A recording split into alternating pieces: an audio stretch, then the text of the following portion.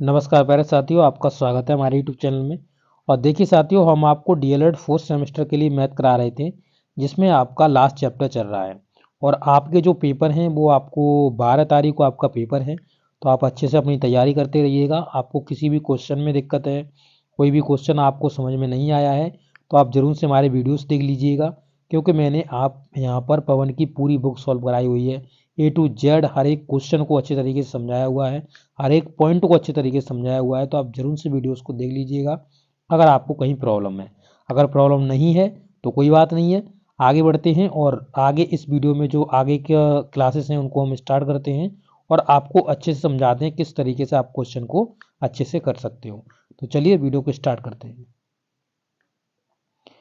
तो देखिए साथियों, यहाँ पर महत्वपूर्ण पॉइंट के बारे में जानेंगे।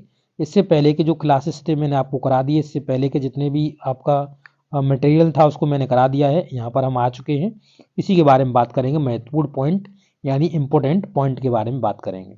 तो यहाँ पर आप पहला पॉइंट देखिएगा, पहले पॉइंट में क्या कहा हुआ है। तो देखिए, पहले पॉइंट में इन्होंने कहा हुआ है कि चक्रीय चतुर्भुज के आमने सामने के कोणों यानी सम्मुख कोणों का योग 180 अंश होता है। ये मैं आपको बता चुका हूँ। तो चक्रीय चतुर्भुज कब बनता है, तो इस तरीके से व्रत लीजिएगा और व्रत लेने के बाद इसमें हमको क्या करना है, इसमें 4 पॉइंट मान लेने हैं। इसी व्रत के ऊपर आप 4 पॉइंट मान लीजिएगा। ठीक है, तो मैं इस पर 4 पॉइंट मान लेता हूँ। इस तरीके से एक पॉइंट यहाँ पे मान लिया मैंने, मान लो एक पॉइंट यहाँ मान लिया मैंने, एक यहाँ मान लिया, एक यहाँ मान लिया और एक यहाँ मान लिया। इन सभी पॉइंट्स को आपस में आपको क्या करना है, मिला देना है। ठीक है, ये मैंने मिला दिए, तो ये आपका चक्रीय चतुर्भुज बन गया। यानी इसे आप ए बी सी और डी कह सकते हो। ठीक है, तो ये आपका चक्रीय चतुर्भुज बन गया। इसमें जो कह रहा है कि एंगल ए है, एंगल सी है, इन दोनों को मिला करके आपका 180 अंश बनेगा। यानी आमने सामने के कोणों का योग कितना होगा, 180 अंश का होगा। इसी प्रकार से एंगल बी और एंगल डी को मिलाकर भी 180 अंश का कोण बनेगा। तो यही चीज मैंने प्रमेय में आपको समझाई हुई थी, किस तरीके से आपको सिद्ध करना, ये मैंने सब कुछ आपको बता दिया था। अब चलिए आगे का पॉइंट देखते हैं।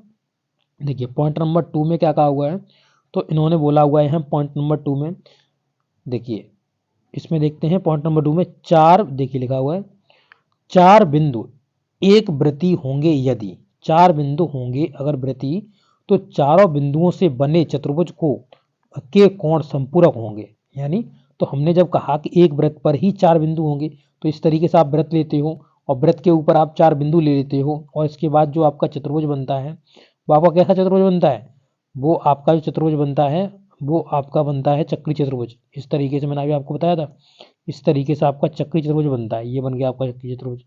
और जब चक्रीय चतुर्भुज बन जाता है ये बिंदु लेकर के, तो यहाँ पर इसके जो कोण होते हैं वो संपूरक होते हैं आमने सामने के। तो ये दोनों मिलाकर कितने होंगे, 180 अंश के होंगे। यानी जो सप्लीमेंट्री एंगल होते हैं वो दोनों जोड़ करके 180 अंश के बनते हैं, और जो कॉम्प्लीमेंट्री एंगल होते हैं वो 90 अंश के बनते हैं, दोनों जोड़ के। तो वही चीज़ यहाँ पे कह रहा है, ये वाला एंगल ये वाला एंगल एक दूसरे के दोनों को जोड़ेंगे तो 180 अंश के बन जाएंगे। तो यही चीज़ इसने कही हुई है, यहाँ पे आप देख सकते हो। नेक्स्ट में देखेंगे तो इसने क्या कहा, अथवा में देखिए लिखा हुआ है दो बिंदुओं, देखिए यहाँ पे दो बिंदुओं से बने रेखाखंड, यानी दो बिंदु, जैसे एक एक मैं यहाँ पे सर्कल बना लेता हूँ। ठीक है, थोड़ा ऐसे सर्कल इस तरीके से कर ले रहा हूँ, जगह ऊपर भी है। ठीक है, यहाँ पे देखिए क्या कह रहा है, तो दो बिंदुओं रेखा, देखिए दो बिंदुओं से बने रेखाखंड से, यानी यहाँ पर एक पॉइंट मान लिया मैंने, यहाँ पर एक पॉइंट मान लेता हूँ, एक पॉइंट में यहाँ पे मान लेता हूँ। ठीक है, एक पॉइंट हमने यहाँ पे मान लिया। अब ये दोनों को मैंने क्या कर दिया, ऐड कर दिया, यानी दोनों को जोड़ दिया, एक दूसरे से मिला दिया। ए बी हमने यहाँ पे मान लो पॉइंट मान लिए। अब यहाँ पे कह रहा है कि दो बिंदुओं से बने रेखाखंड, रेखाखंड बता दिया आपको, रेखा का छोटा सा अंश ही रेखाखंड कहलाता है, जिसे हम लाइन सेगमेंट बोलते हैं इंग्लिश में, से एक ही ओर अन्य दो बिंदुओं, यानी इसी जैसे मान लो ये हमने दो पॉइंट माने, तो इधर की साइड पे बात ना करके इस साइड पे ना बात करके हमें ऊपर की साइड पे बात करूंगा, यानी एक ही तरफ आपको करना है। ठीक है, तो हमने इसे ऊपर की साइड पे मान लेता हूँ दो बिंदु, यानी एक पॉइंट यहाँ पे मान लिया मैंने यहाँ पे, और एक पॉइंट हमने यहाँ पे मान लिया। ठीक है, दो बिंदुओं पर आंतरिक कोण, इन पर आंतरिक कोण करते हैं, तो इस तरीके से इसको मिलाइएगा, फिर इसको इस तरीके से मिला दीजिएगा। ठीक है, एक तो ये पॉइंट हो गया इस पे, और कह रहा है दो बिंदुओं, देखिए आंतरिक कोण बराबर होते हैं, यानी इस पर भी अगर आंतरिक करोगे तो ये भी कोण कैसे होंगे, बराबर होंगे। ठीक है, तो आपने एक थ्योरम पढ़ी होगी, परिधि पर बने कोण होते हैं, जो परिधि पर जो कोण बनते हैं वो आपके जो सेंटर पे कोण बनता है, यानी जो सेंटर केंद्र पर जो कोण बनता है, मान लीजिए यहाँ पर मैंने इसका केंद्र मान लिया जी, मतलब ओ मान लिया, इस पर जो एंगल बनेगा, इस पर जो एंगल बनेगा और जो परिधि पर आपके एंगल बन रहे हैं, यानी किस पे बन रहे हैं, आपके परिधि पर एंगल बन रहे हैं, यानी ये जो एंगल बने हुए हैं, एंगल जैसे मान लो इसे ए बी और इसे मैं दे दे रहा हूँ सी, इसे मैं दे दे रहा हूँ डी, ठीक है। तो यहाँ पर सी एंगल और एंगल डी, यानी परिधि पर देखिए देखिए यहाँ पर देखिए केंद्र पर बना कोण परिधि पर बने कोण का 2 गुना हो गया, और परिधि पर बना कोण केंद्र पर बने कोण का आधा हो गया। अगर मान लो कि यहाँ पे जो केंद्र पर बना कोण है अगर वो 120 अंश का है, ठीक है, तो यहाँ पे जो परिधि पर बना हुआ है, यानी ये जो कोण बना हुआ है ये 60 अंश का होगा। कितना होगा, आधा होगा। तो यहाँ पर भी आपका ये 60 अंश ही होगा, क्योंकि ये दोनों कोण कैसे होते हैं, आपस में बराबर होते हैं, ठीक है। अब मान लो कि चक्री चतुर्भुज बना दिया जाता इस तरीके से, जैसे मान लो कि इसे मैंने क्या कर देता, मैं इसे यहाँ तक ला करके एक पॉइंट इस साइड पे मान लेता मैं, और इस तरीके से इसको जोड़ देता तो यहाँ पर जो चतुर्भुज बनते वो 2 बन जाते। देखो एक एक चतुर्भुज ये बन जाता, देखो ये एक चतुर्भुज, सॉरी इसे मैं सही से मिला दूं, देखो इस तरीके से एक चतुर्भुज ये बन जाता। चतुर्भुज क्या बोला जाता, तो चतुर्भुज बोला जाता आपका, देखिए ये चतुर्भुज आपका हो गया ए बी सी और डी, सॉरी सी कहाँ से आ गया, तो ये आपका यहाँ पे कोई पॉइंट मान लेते, यहाँ पे जैसे मान लो कि हमने ई मान लिया यहाँ पे, तो ए ई बी डी, ए ई आपका हो जाता, देखिए ए ई बी डी, तो यहाँ पे ई मान लेते तो एक चतुर्भुज ये बन जाता। तो यानी ये एंगल और ये एंगल दोनों कितने के होते, यानी एंगल ई और एंगल डी दोनों 180 अंश के होते। इसी तरीके से एक और इसमें चतुर्भुज बन गया है जो आपको दिख रहा होगा, देखिए मैं दिखा रहा हूँ इसको, ये आपको एक चतुर्भुज और बन गया यहाँ पे, ये देखिए यहाँ पे एक पॉइंट मान लेते हैं, इस तरीके से ये चतुर्भुज बन जाता। तो यहाँ पे ये जो एंगल होता और ये एंगल होता, इन दोनों को जोड़ के कितना 180 अंश का एंगल बनता, ठीक है। तो यही पॉइंट कह रहा है कि इसके जो 2 बिंदु मानेंगे और 2 बिंदुओं के एक ही ओर अगर हम 2 परिधि पर बिंदु मानते हैं और उनको एंगल बनाते हैं तो वो दोनों समान होंगे। तो ये मैंने बता दिया किस तरीके से समान होता है, ये सब कुछ मैंने आपको समझा दिया, ठीक है। आशा करते हैं आपको समझ में आ गया होगा। अब देखिएगा अगला पॉइंट क्या कह रहा है, तो पॉइंट अगला देखिए, देखिए यहाँ पे लिखा हुआ है, इस पॉइंट को लेते हैं। इसमें लिखा हुआ है चारों बिंदुओं से बने चतुर्भुज को एक भुजा से बनी किरण पर एक भुजा से बनी किरण पर बना बहिष्कोण अंतरामुखी कोण के बराबर होता है। यानी इसने क्या कहा, तो इस तरीके से मैं इसे बनाता हूं, जैसे ये मैंने बना लिया, ठीक है। अब इसे बनाने के बाद इस पर मैं एक चक्री चतुर्भुज का निर्माण कर देता हूँ। ये आ गया आपका पॉइंट, ये आपका एक, ठीक है, एक पॉइंट आपका ये, सॉरी इसे मैं इधर कर लूँ, एक पॉइंट ये, एक पॉइंट ये आपका और एक पॉइंट ये, इन सबको मिला दो आपस में, चलो मिला देता हूँ, ठीक है, ये मिला दिए। अब ये क्या कहा हुआ, चारों बिंदुओं से बने चतुर्भुज, तो चारों बिंदुओं से चतुर्भुज बना दिया, तो इसका नामकरण कर दो, इसे ए बी सी और डी दे दो, ठीक है। चारों बिंदुओं से बने चतुर्भुज की एक भुजा से बनी किरण, यानी एक भुजा से बनी किरण, तो किरण क्या होता है, जैसे मान लो कि यहाँ पे जो भुजा की बात कर रहा है, मैं मान लेता हूँ इसकी जो भुजा है वो आपकी, मैं मान लेता हूँ कि ए बी वाली भुजा है, इससे आपका एक किरण इस तरीके से निकली हुई है।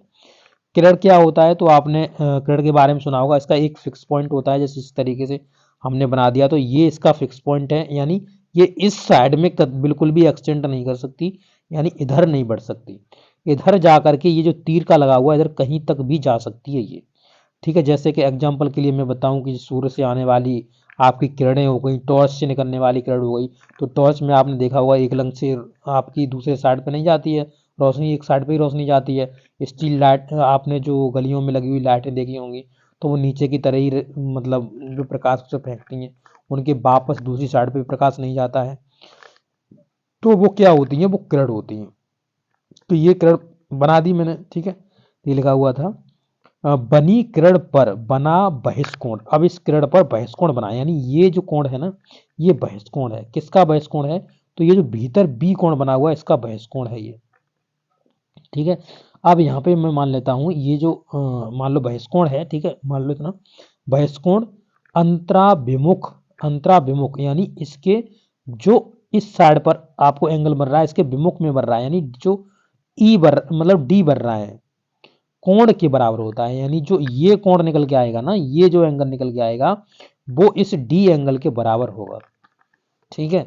अब कैसे बराबर होता है तो मैं देखो यहाँ पे मान लेता हूँ। जैसे मान लो कि ये जो एंगल बी है इसको मैंने मान लिया कि ये 60 अंश का है, ठीक है, 60 अंश का है। तो इसका जो बाहर वाला एंगल है यानी जो ये एंगल है तो ये कितने का हो जाएगा? 120 अंश का हो जाएगा। अरे आपने ऐसे कैसे लिख दिया 120 का हो जाएगा? ये 120 का इसलिए हो जाएगा क्योंकि आपने स्ट्रेट लाइन पढ़ी होगी, तो ये स्ट्रेट लाइन है, स्ट्रेट लाइन पर हमेशा 180 अंश का एंगल बनता है। 180 अंश का एंगल हमेशा स्ट्रेट लाइन पे बनता है। तो जब ये 60 है तो इसके बाहर का जो एंगल होगा वो कितना हो जाएगा? तो बाहर का जो एंगल है वो आपका हो जाएगा कितना?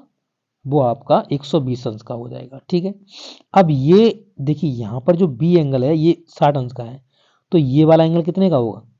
तो ये एंगल आपका होगा, क्योंकि ये देखिए चक्री चतुर्भुज के आमने सामने के कोणों का योग 180 अंश होता है, तो इन दोनों को मिलाकर 180 अंश होना चाहिए था। यानी यहाँ पर अगर हम बात करें तो angle B plus angle D बराबर 180 अंश होना चाहिए, कि चक्री चतुर्भुज की प्रॉपर्टी लगा रहे हैं। अब यहाँ पर जो बी एंगल है वो हमको 60 पता चल गया कि 60 है, तो प्लस में एंगल डी बराबर में 180 अंश। अब यहाँ से जब एंगल डी निकालोगे तो एंगल डी बराबर में 60 उधर जाएगा, उधर जाके ये 60 घट जाएगा, तो घट जाएगा तो 120 अंश बचेगा, ठीक है, 120 अंश। तो वही देखिए यहाँ पे लिखा हुआ है ये जो 120 अंश है ये डी भी आपका 120 अंश का आएगा। क्यों आएगा बता दिया मैंने, देख लो। इस तरीके से आपको ये समझ सकते हो, ठीक है। अब आशा करते हैं आपको ये पॉइंट समझ में आ गया होगा। अब देखिएगा अगला, ठीक है, चलिए पॉइंट नंबर 3 देखते हैं। सॉरी इसे थोड़ा छोटा कर लेता हूँ, इसे हटाइए, थोड़ा छोटा कर लेता हूँ, ठीक है। अब देखिएगा जो पॉइंट नंबर 3 है इसको समझ लीजिएगा। पॉइंट नंबर 3 देख क्या कह रहा है, किसी चक्री चतुर्भुज की एक भुजा, किसी चक्री चतुर्भुज की एक भुजा पर बना बहिष्कोण चतुर्भुज के अंतराभिमुख कोण के बराबर होता है। वही बात तो लिखी हुई है, गलत इसमें क्या है, इसने अलग लिख दिया। चक्री चतुर्भुज की एक भुजा पर बना बहिष्कोण, बहिष्कोण जो बाहर का कोण है चतुर्भुज के अंतर्विमुख, जो अंतर्विमुख होता है दूसरी साइड पे कोण के बराबर होता है, वही चीज लिखी हुई है, इसमें कुछ भी अंतर नहीं है, ठीक है। तो ये भी सेम टू सेम ही पॉइंट है, इसमें कोई अंतर नहीं है। तो ये हमने आपको अभी समझा दिया था। तो आपको ये जितने भी महत्वपूर्ण पॉइंट की वीडियो है वो मैंने आपको दे दी है।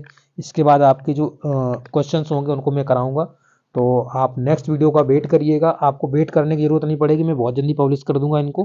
तो आप आसानी से, मैंने इसके लिए देखिए टाइमिंग भी आपकी निर्धारित कर दी है। सुबह आपको ये जो है वो आपको 10 बजे मिलेगा, ठीक है, और शाम को मैं इसे 6 बजे पब्लिश कर दूंगा, शाम को 6 बजे, शाम को 6 बजे पीएम पर, और यहाँ एएम पर वीडियोस दो दो आपकी पब्लिश की जाएंगी, ठीक है।